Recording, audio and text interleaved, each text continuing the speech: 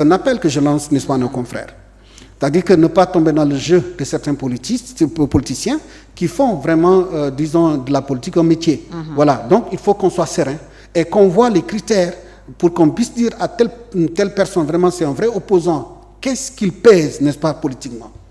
Voilà, les gens me diront non, maintenant c'est la dynamique, n'est-ce pas, des coalitions. Certes, la dynamique des coalitions ne peut pas, disons, éclipser ce que vaut, n'est-ce pas, individuellement les hommes politiques. C'est-à-dire aujourd'hui, un Macky Sall, sans la coalition, on sait ce qu'il pèse. Voilà.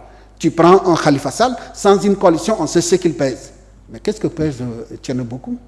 Et puis j'entends les confrères les mettre dans la liste, n'est-ce pas, des opposants. Au contraire. Mais la dame là, comment elle s'appelle? Anta Babacar. Mais Anta Babacar est au-dessus, n'est-ce pas, de Thierno Bocoum. Ah oui. Elle pèse quelque chose, au moins, cette dame. Ah oui. Elle est allée aux élections. Oui, dans la présidentielle. Donc c'est pas. Il faut qu'on place vraiment les hommes qu'il faut à la place qu'il faut. Voilà, il ne faut pas qu'il y ait ce mélange-là, ce flou. Non, c'est pas normal. Et là, nous les journalistes, vraiment, on n'aide pas l'opinion à bien saisir, à bien comprendre les choses. Ouais. Donc, Anta Babacar, respect pour cette dame.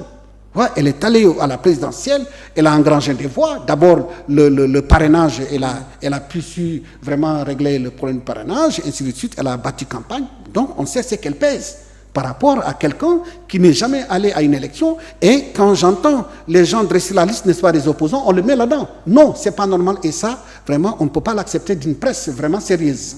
On n'a pas le droit. On n'a pas le droit. Nous avons, disons, de mon point de vue, la latitude d'éclairer la lanterne, n'est-ce pas, des Sénégalais, et non d'embrouiller les gens. Voilà. Donc, Lolo, je n'ai rien contre. Je dis, c'est boiler. Voilà. Voilà. J'ai dit, il était à l'ISIC. Hein, c'est un excellent communicant. Mais politiquement, mais attends, voilà. Jusqu'à présent, il n'a pas fait ses preuves. Voilà. Il n'a pas fait ses preuves. C'est-à-dire qu'en tant qu'il a créé un parti, et donc, moi, je le verrai vraiment prendre le risque, mais ne serait-ce que pour les locales, aller seul, essayer d'engranger les trucs. Voilà. Donc, mais tant qu'il ne le fait pas, et que la parole, j'ai l'impression que dans ce pays, la parole suffit vraiment à placer un homme politique à une place qu'il ne mérite pas. Et ça, c'est la faute à certains journalistes, c'est pas tous les journalistes, parce que les gens sont embarqués. Hein, voilà, et ça ne devait pas être notre travail. Notre travail doit consister, sur une ligue moi, vraiment nous faire que les Sénégalais xam ni ñan n'est que homme politique dëggantaan. Parce que homme politique dañu la war a natt lan moo la natt mooy dem élection mais bu ma déggee gars yi di wax Thierno Bocoum wala ñeneen ñi di leen les sur la liste des opposants alors que de mon point de vue kenn mun leen natt parce que munoo disons méngale Anta Babacar koo xam ne dem na élection dépassé na le stade, n'est-ce pas, des parrainages. Hein, donc nga méngale ko, n'est-ce pas, Thierno Bocoum boo xam ne la musul dem élection de mon point de vue, donc musul dem élection. Donc voilà, donc man xaw ma la lee natt qu'est-ce qu'il pèse. nga jël keneen comme Bougane man ba léegi mun ma la ne voilà lan la natt exactement. C'est vrai que il était dans un bureau de vote, dem na élection, je ne sais pas si c'est la présidentielle ou les locales passées, je ne sais pas trop, mais bon ba léegi il a du mal à passer le stade des parrainages. Mais heureusement que bii yoon amul parrainage man bu ma nekkoon sa place dinaa def lii Pastef def dem sama bopp.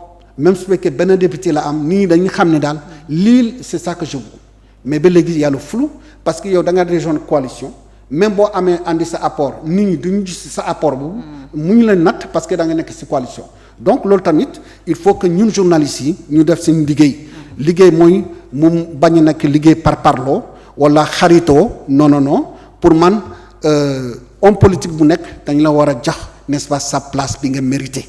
Mais su fekkee yow ay wax kese la nga nekk ci média yi di wax on te considère comme un opposant loolu tamit baaxul.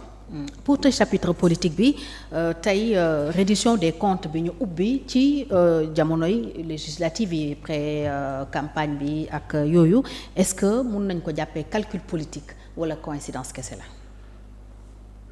la. La reddition des comptes je pense que ça n'a de mon point de vue du calcul politique campagne du affaire campagne. Okay. C'est vrai nag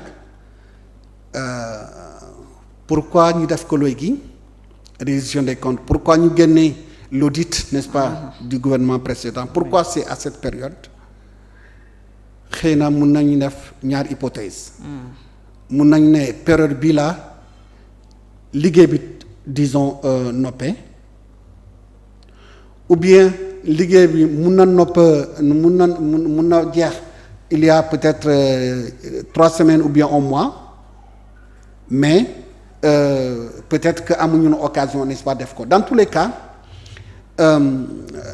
c'est un contexte qui joue en la faveur disons des tenants du pouvoir quoi qu'on dise loolu moom à la kuliyal ça c'est constant voilà lu tax ñu def ko tey wala bañ ko def est-ce que politique wala def mais ce qui est constant c'est que ça joue en leur faveur da parce que ñii bu ñu demee élection léegi am na lu ñu wax Sénégalais yi que bu ñu ñëwee lii la ñu fekk réew mi nii la ñu gars yi liggéey ba daanal n'est-ce pas le régime en place pardon ba ñu daanal vraiment disons la gestion de ce pays donc loolu ça joue en leur faveur donc le fait que vraiment ñu génne audit yi à quelques semaines j'allais dire n'est-ce pas de la campagne électorale dans tous les cas est-ce que calcul politique loolu la comme vraiment xawma ci dara mënuma avancer mais au moins ce qui est constant c'est que gouvernement bi dina ci tirer vraiment ay njëriñ parce que les Sénégalais là bu ñu déggee am na ñu bari dañu doon hésiter est-ce que dañuy voter pour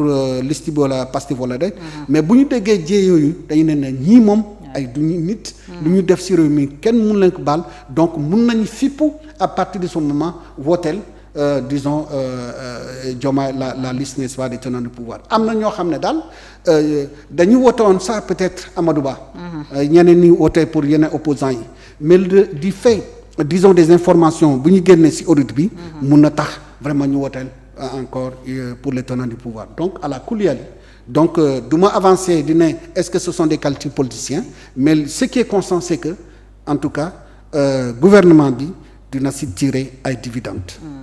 alors ñu jeexal ak situation économique bi nga xam ne li ko marqué mooy li ngay wax ni surtout li premier ministre ak gouvernement wam wax keroog muy ay chiffres yoo xam ne dañ ko manipuler nëbboon déficit budgétaire bi fi mu toll nëbboon aussi boru Sénégal fi mu toll ñu bëri nag di critiquer le premier ministre ci ni mu ko defee ndax tax na conséquences yi tàmbali nañ ko gis lu ci mel ni agence de notation bi Moody's wàcce na notu Sénégal mais aussi peut-être tey Sénégal pour mu am xaalis ci bitim réew du nekk lu yomb naka nga apprécier ni ñu gérer boobu les